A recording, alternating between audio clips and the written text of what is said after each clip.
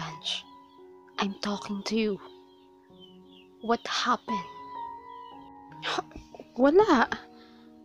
Mabilis itong umalis sa kitchen area at bumalik ng opisina.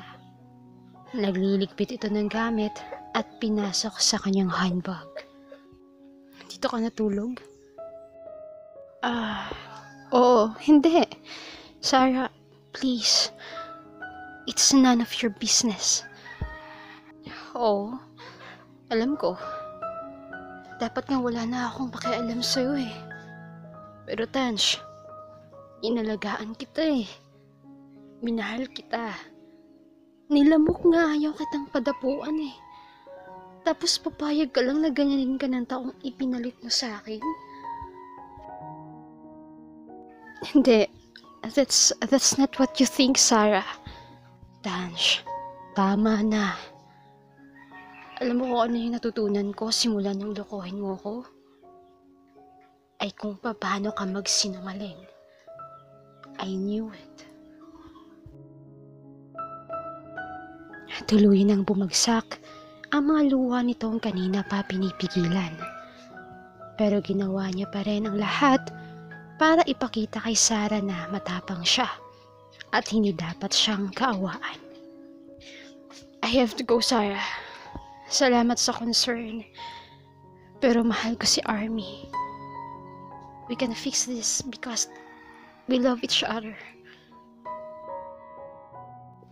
Hindi na umimik si Sarah. Bagkus ay hinayaan niya na lamang itong umalis. Samantala, nabigla naman si Juvie nang biglang iniluwa si Tansh sa pintuan. Tuloy-tuloy lang ito sa paglalakad na para bang walang nakita. Noong araw din na iyon ay nagyaya si Juvie na mag-inom. Sumang-ayon naman si Sarah at sa kauna-unahang pagkakataon nakasama niya ang mga ito. Hey, special talaga ang gabing ito kasi kasama natin si Ma'am Sarah. Tura ni Joel na siyang nagpasimuno sa kampay. Pero dahil may pasok pa sila kinabukasan, ay hanggang 2 bucket lang ang naubos nila. Mahal mo pa, no? Tanong sa kanya ni Juvie na makahiga na sila sa kama. Kasalukuyan silang nasa kwarto ni Sarah. Parehas silang nakatihaya habang nakatingin sa kisame. Hindi ko alam. Ewan ko. Mahal mo pa. Takot ka lang aminin sa sarili mo. Bakit ba laging parang mas may alam ka pa sa akin, ha? Kasi bata pa lang tayo. Di ka na marunong magsinungaling. Lalo na yung mga mata mong singkit. Ano ba? Ay, paano ba kasi makalimot, Jojo? Gusto ko na talagang mag-move on. Aniya na magtagpo ang kanilang mga mata.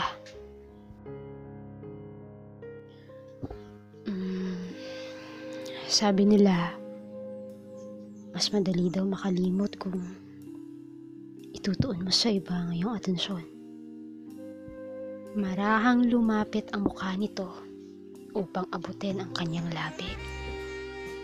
Ngunit, bigla na lang itong nag-iwas ng mukha. Sige na, matulog ka na. Nagulat siya nang bigla nitong hawakan ang kanyang braso. Nakaupo na rin pala ito paglingon niya. Juvie.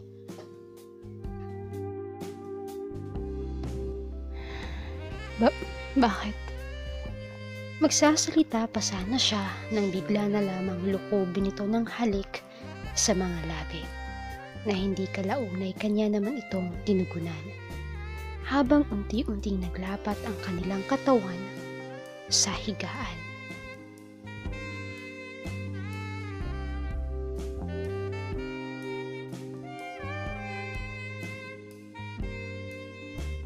Naging maayos naman ang takbo takbo ng kanilang relasyon. Bagamat wala itong label, ang mahalaga, pareho silang masaya at ini-enjoy ang bawat sandaling magkasama sila. Hanggang sa hindi niya namamalayang unti-unti na ngang nabubura ni Juvie ang damdamin niya para kay Tansh.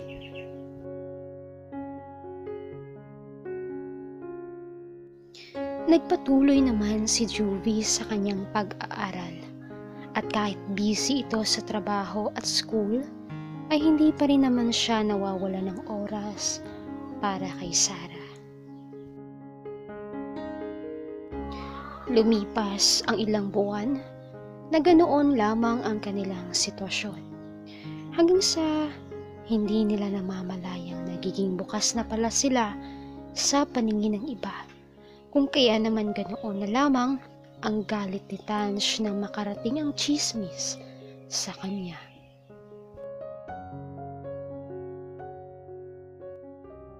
Are you serious?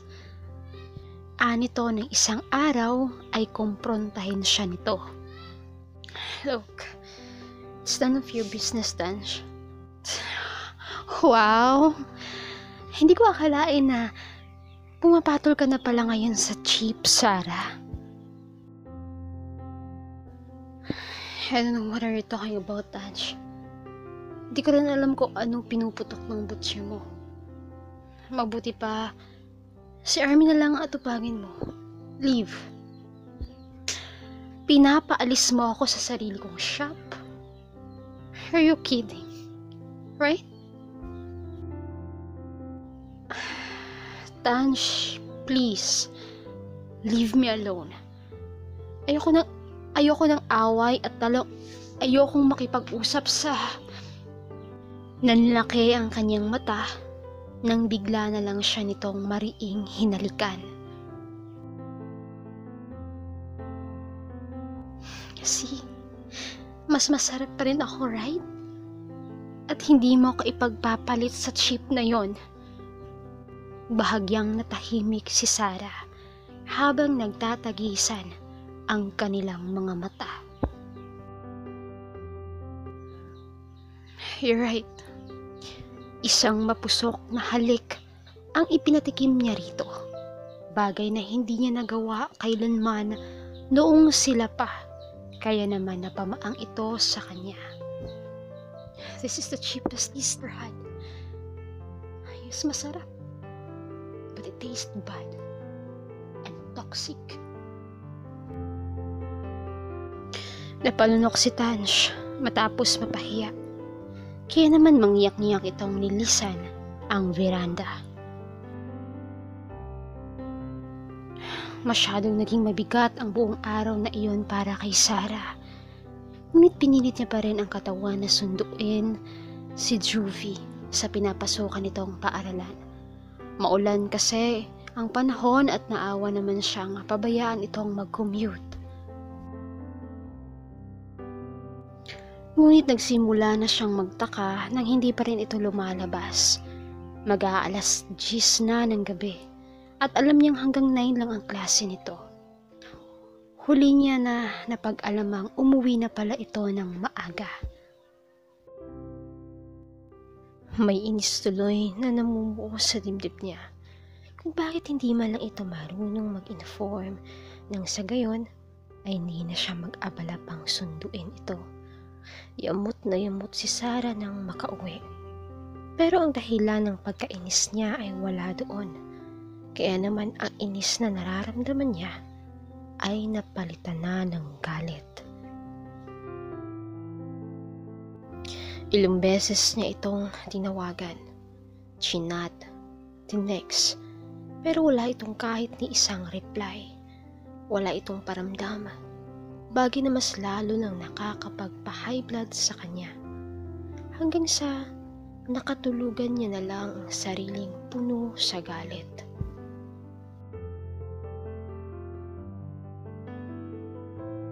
Tama na, Army. Tama na.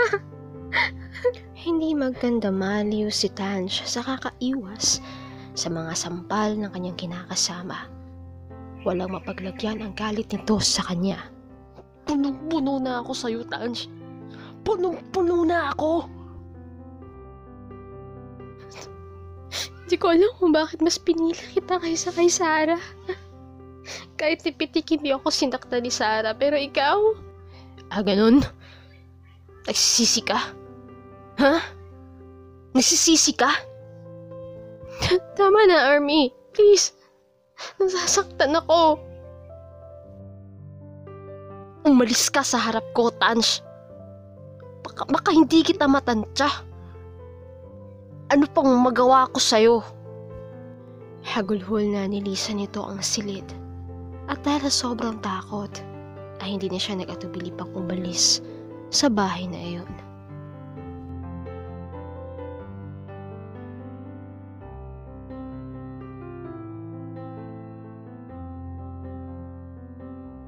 Naalimpungatan na siyang may kausap si Lomi sa salas. Kaya naman mabilisan na siyang bumangon upang ilabas ang naipon niyang galit kagabi kay Juvie. Pero laking gulat niya nang si Tans ang kanyang nabungaran. Bakas pa sa katawan nito ang basang damit na natuyo ng hangin. Natatnan ko sa labas ay may basang-basa ng ulan. Tura ni Lomi, bit-bit ang isang piraso ng duster. Oh, Tans, eto, mabihis ka muna at baka magkasakit ka. Ay, nakong bata ka.